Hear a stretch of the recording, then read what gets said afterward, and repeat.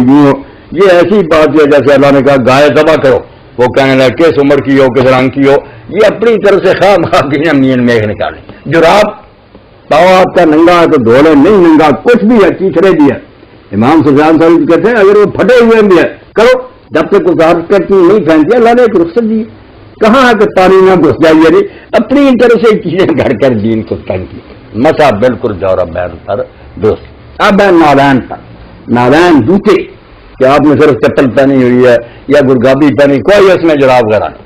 ثابت یہ بھی بالکل ذیلی رحمۃ اللہ علیہ کی نصب و رایا دیکھیں، علامہ البانی کے المسل الجوارمین دیکھیں، ثابت کہ اگر کسنے والا جوتا ہوتا آپ اوپر سے بس ہاتھ لگا دیتے، کوئی نہیں دھوتے جاتی.